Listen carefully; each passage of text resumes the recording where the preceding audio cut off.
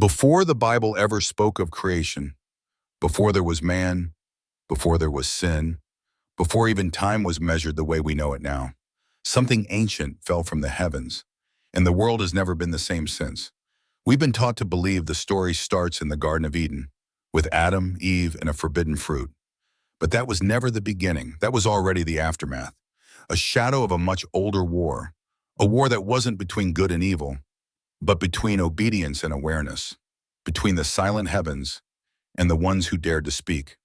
There was once a race of beings, not human, but not quite gods either. They were called angels, but not the kind with halos and harps.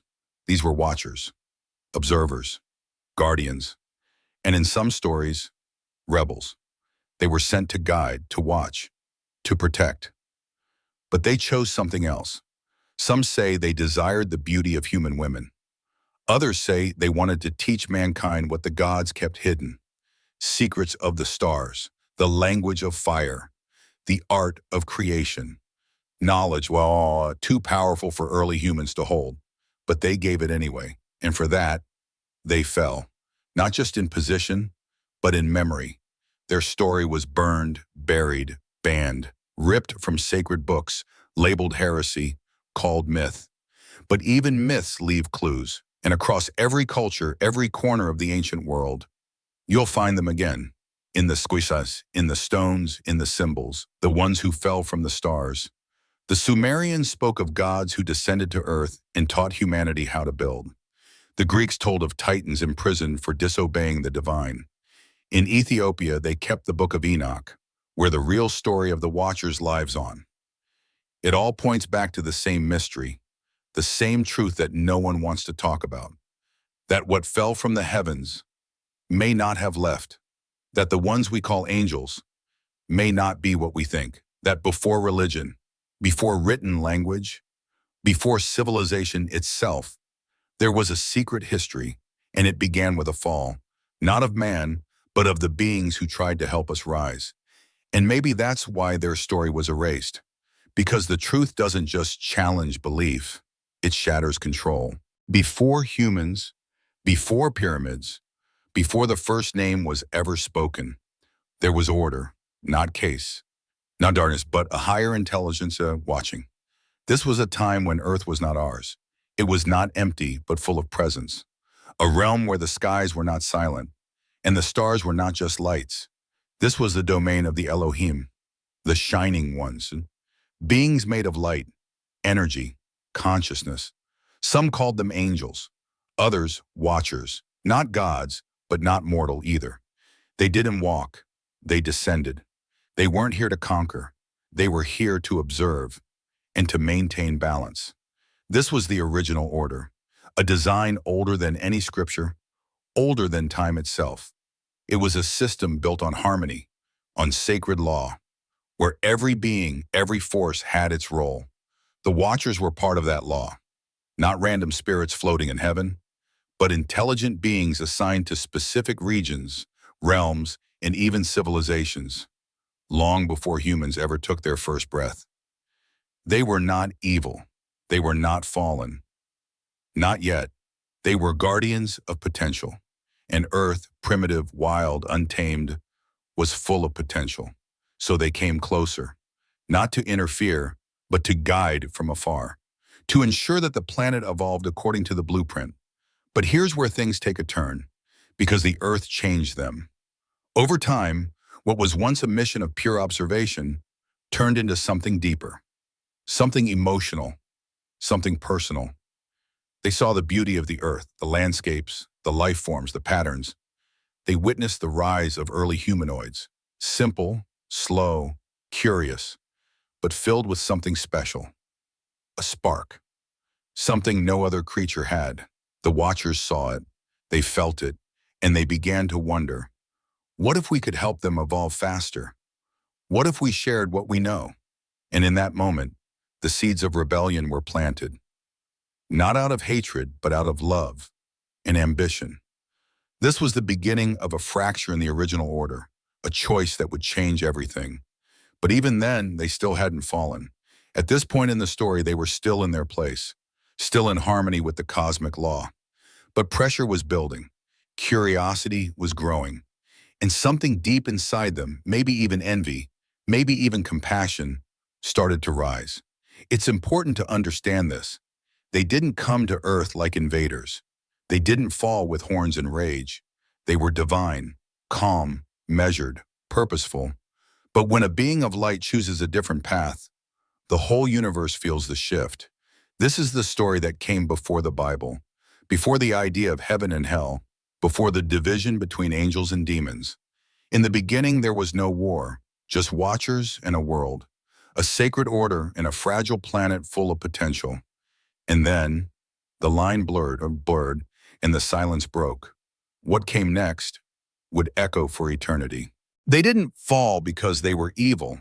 They fell because they chose. We've been told a simple story, that there was heaven, and then there was a rebellion. That some angels turned against God and were cast out. But the truth is far more complex. It wasn't a war of hate, it was a crisis of consciousness. You see, these weren't monsters, they were watchers, elevated beings of light and intelligence, sent to observe, to guide, to protect. But the earth changed them. Not all at once, not with fire and fury, but slowly, through fascination, through love, through thought. They watched humanity grow, stumbling, learning, reaching for the stars with bare hands and broken tools. They saw something pure, something holy. And some of them began to wonder, what if the divine wasn't only above, but also below? What if wisdom wasn't meant to be kept, but to be shared? It was this question that cracked the heavens. A few watchers stepped forward. They broke the silence. They broke the law. They didn't want to fool. They wanted to teach, to show mankind what they knew, the arts, the stars, the secrets of creation. And with that decision, they crossed a line, not of violence, but of defiance. This was the Great Rebellion, but it didn't begin with rage. It began with compassion and curiosity, with desire for connection, and that was forbidden. In the higher planes, knowledge isn't just information, it's power, it's structure, it holds the balance of worlds.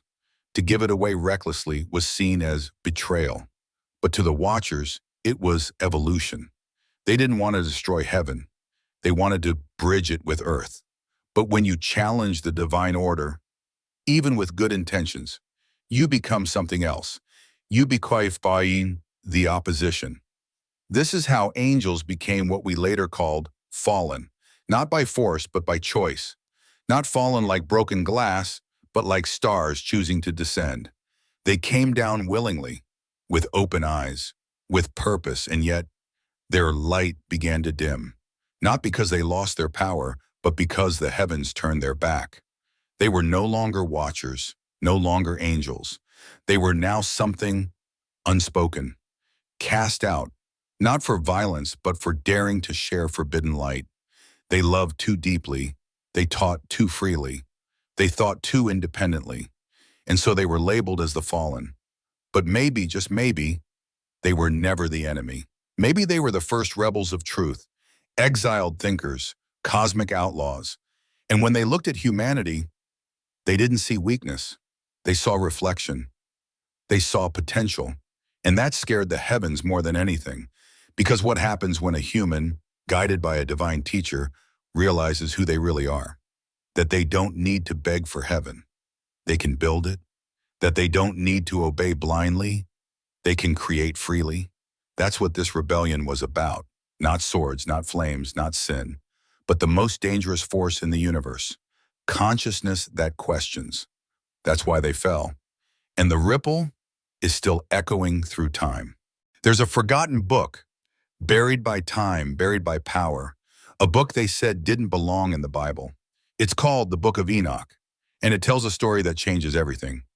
Not of angels with harps and halos, but of beings with fire in their minds and secrets in their hands. They were called the Watchers, 200 of them. Not demons, not devils, but guardians, sent from the heavens to watch over humanity. Their mission was simple: observe, do not interfere, guide from a distance, never get involved. But Earth has a way of pulling you in, of making you care. And slowly the Watchers began to feel something the heavens didn't prepare them for. Attachment. They didn't just watch. They began to love. They loved humanity's struggle, its hunger to learn, its raw, wild spirit, and something inside them broke. Not in a violent way, but in a human way. They looked down from their celestial post and thought, what if we helped? What if we shared what we know? So they did. They gave us knowledge, the kind we were never meant to have. They taught us the secrets of the stars, the cutting of roots, the movement of the planets. They revealed metallurgy, cosmetics, enchantments, mathematics, architecture. They lit the spark of civilization before civilization even had a name. But the heavens didn't celebrate this. No, they condemned it. Because knowledge, real knowledge, isn't just power. It's freedom, and a free human being is dangerous to those who rule from above. The Watchers had broken the divine order, not by violence, not by hatred, but by giving light to those who lived in the dark. They gave humanity the tools of the gods, and in doing so they made themselves the enemy. What followed was swift. The story goes that the leader of these Watchers, a being named Semjaza, along with his kin, were cast down, bound beneath the earth, imprisoned in a place called Dudale, a forgotten land of chains and silence. Not because they harmed humanity, but because they empowered it. This is the part of the story they tried to erase, the version that didn't fit the official script, the part where the angels weren't flawless and where the villains weren't so clear. Because if you look closely, the Watchers weren't the beginning of evil. They were the beginning of choice, the first to step outside of divine obedience, the first to question. And for that, they were labeled as fallen, outcasts, traitors, myth. But maybe they were something else entirely. Maybe they were the first bringers of forbidden truth. The Watchers gave us more than skills. They gave us a mirror. They taught us that divine knowledge doesn't belong only to the sky. It can live in the hands of a human, in the mind of a child, in the heart of a rebel. They were punished not for what they destroyed, but for what they awakened. And deep down, across every ancient tradition, every forgotten myth, their story remains. Whispered in legends, carved into stone, hidden in plain sight. Because even if the rulers try to erase history, the truth always leaves a shadow. And in that shadow, the Watchers still watch. They came down not with fire and wrath, but with wisdom. They weren't gods, they weren't demons, they were messengers, beings from another realm, carrying knowledge far beyond human understanding. And they gave it away, not to kings, not to priests, but to ordinary people. They whispered secrets to shepherds, to hunters, to farmers, to women tending fires and children who still believed in the stars. They taught humanity how to read the sky, to track time, follow the moon, understand the dance of constellations. They taught the movements of the planets, the patterns of eclipses, the mathematics of the heavens. Long before telescopes or science, we knew where to look, because they showed us. But they didn't stop there. They taught the craft of blades, how to shape metal, to forge tools, to build weapons. This wasn't just technology, it was power. Suddenly, a man with a sharpened spear could protect his home. A tribe with bronze could defend their land. They gave us strength, the kind that could stand against tyranny or become it. And they taught the secrets of herbs, how to heal, how to poison, how to balance life and death through roots and resins. What we now call medicine, surgery, alchemy, it began in those moments. They opened the door between the physical and the spiritual. They revealed the laws of energy, the vibrations of sound, the power of words and enchantments. They handed us the key to transformation, not just of matter, but of consciousness. And yes, they even taught the use of cosmetics. To many that sounds trivial, but imagine for the first time a woman understanding how to enhance beauty, to express herself, to command presence. It was not vanity, it was symbolic. A way to control appearance, influence perception, mirror the gods. The Watchers didn't just teach survival, they taught civilization. They gave us art, math, science, spirituality, architecture, war, healing, seduction, fire. Everything that made us more than animals, more than clay, came from them. They brought light into a dark world, but light can blind. The heavens above, the rulers of the divine order, they watched with growing rage. This wasn't part of the plan. Humans weren't meant to know, not like this. We were supposed to follow, to obey, to depend. But suddenly we were learning, creating, building, questioning. And that's what scared them most. Because knowledge, real knowledge, is freedom. And freedom is dangerous. You see, the forbidden fruit was never about an apple. It was about awareness. And the Watchers gave us too much. The gods above didn't just see rebellion. They saw a spark, one that could set all of creation on fire. So the hammer fell. The Watchers were punished. They were bound. Their names were erased. Their gifts were labeled evil. Their teachings called sorcery, heresy, witchcraft. The knowledge they gave became forbidden, hidden in mystery schools, burned by religious zealots, whispered only in secret circles, passed down through symbols and code. But here's the twist. Even today, in your hands, in your screen, in the words we use, their legacy lives. Every time we question, every time we create, every time we heal or learn or look to the stars for meaning, we echo the Watchers. Their crime wasn't violence. It was teaching. Their sin wasn't corruption. It was illumination. They broke the divine law by reminding us that we too are divine. And that's something no one in power wants you to remember. They came with gifts. They came with light. But in the eyes of heaven, they committed the ultimate crime. Not war, not destruction, but disobedience. They gave us knowledge we were never meant to have. And for that, they paid the highest price. The Watchers were seized, not by mortal hands, but by forces ancient, cold, and merciless. They were chained in the shadows of the world, not just buried underground, but locked in another dimension, a realm beneath ours, where time itself drips like molasses and silence screams louder than thunder. Their prison wasn't made of stone. It was made of separation, cut off from light, cut off from creation, cut off from us. Each Watcher, once majestic, radiant, became a whisper in the dark, a forgotten god, a ghost carved out of memory. But the punishment didn't stop with them. Their children, the Nephilim, born from the union of angels and humans, part heaven, part earth, giants, legends, beings of enormous power and untamed instinct. They were hunted. One by one they were destroyed, by flood, by fire, by war, wiped from the surface of the earth, and then from the pages of history. The ancient scrolls don't just tell of their fall, they tell of a purge, a deliberate, calculated erasing, not just of names, but of memory. The past was rewritten, the storytellers silenced, the symbols buried, the libraries burned. Entire civilizations once worshipped these beings, built temples to honor their teachings, crafted myths that encoded the truth. And now, most people have never even heard their names.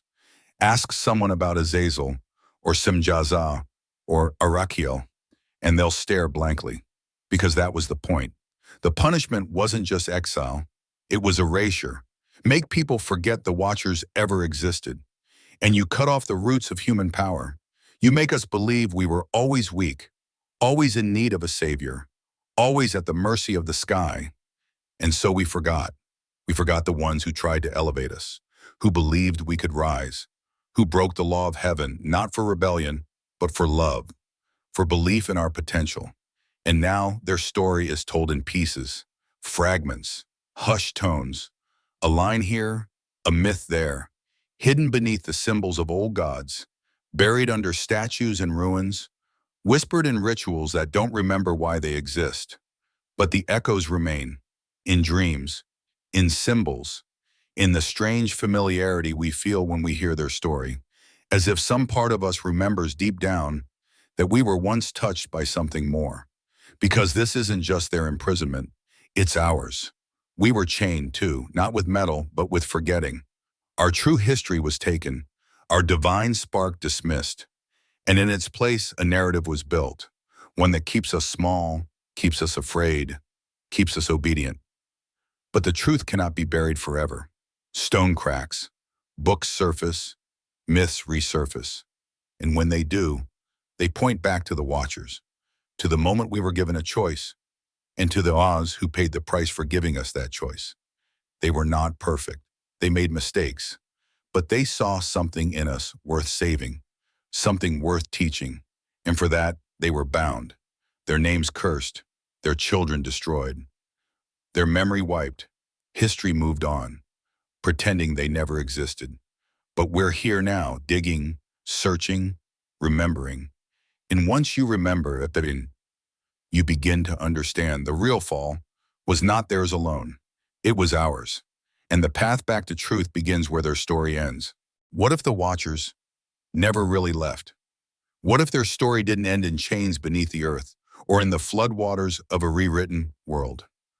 What if the very beings cast out from heaven are still here, not in form, but in influence, not as monsters, but as whispers, echoes, patterns that keep repeating, in myth, in vision, in the silent questions you've always carried but never dared to speak aloud? All around the world, across cultures separated by oceans and millennia, the same story appears. Beings of light who fell from the sky, who gave humans knowledge, who were later banished, punished, forgotten. They have different names. In Sumeria, they were the Anunnaki. In Mesoamerica, the feathered serpent Quetzalcoatl. In India, the Devas and Asuras.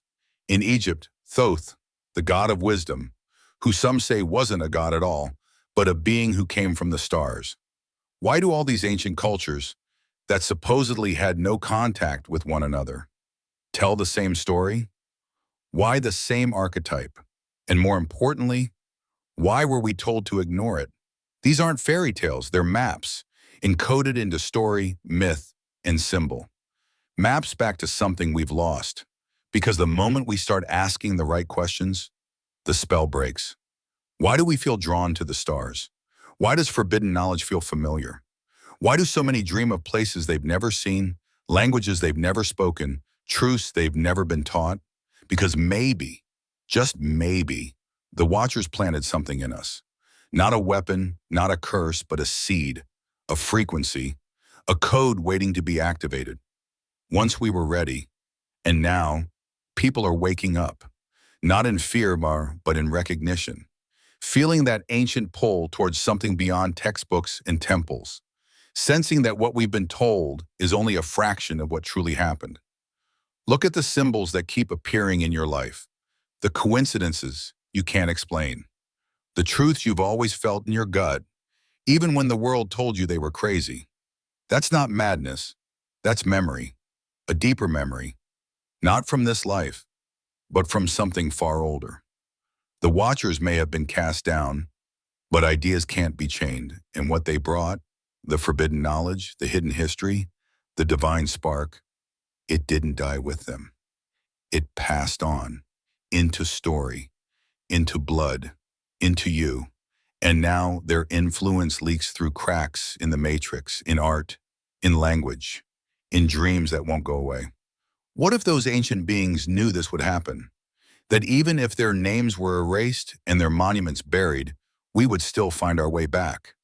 Not by looking outside, but by remembering what we already know deep within. Because maybe the real reason we were told to forget them wasn't to protect us from danger, but to protect power from us. And if that's true, then remembering isn't just an act of curiosity, it's an act of rebellion. The fallen weren't perfect. Some were dangerous, some abused their gifts, but others tried to free us, to break the cage of ignorance. And now their story is returning, not through prophecy, but through you, through your hunger for truth, your refusal to accept the surface, your instinct that something much deeper has been hidden, not for your safety, but for their control. So are they still here? Maybe not in form, but in symbol, in legacy, in energy, in every question you have asked that no one could answer, in every mystery that refused to die. And maybe they're watching, waiting, not to rule, but to see if we remember, because the story of the Watchers isn't over. It's just beginning again, in you. They didn't fall for no reason, and you didn't find this video by accident. There's a reason you stayed till the end. There's a reason something inside you lit up, even if you don't have the words for it yet. This isn't just a story about angels in ancient times. It's your story, a story that was stolen, buried, rewritten, and yet it survived in symbols, in dreams, in questions that never go away, because no matter how much they try to erase the truth, it finds a way to come back through voices like this one, through people like you. You're not here to be entertained. You're here because something inside you is waking up. And maybe for the first time, you feel like you're remembering something that was always yours, something you were never meant to forget. This channel is not just a place for ancient stories. It's a place for those who remember, those who feel the pull of lost knowledge, those who hear the echo of truth and myths, those who know that the real history of the world is not what we've been told. If that's you, you're not alone anymore, because every time someone watches this, asks questions, digs deeper, another thread is pulled, and the web of lies starts to fall apart. So don't stop now. Subscribe if you feel it, not out of habit, but out of memory. Like this video if it stirred something in you, even if you can't explain it. And tell me in the comments, what do you remember? What part of this truth hit you the hardest? Because this isn't the end of the story. It's just the beginning of remembering who we really are, and why they were so afraid of us ever finding out. They erased the fallen angels. Now it's time we unerase the truth together.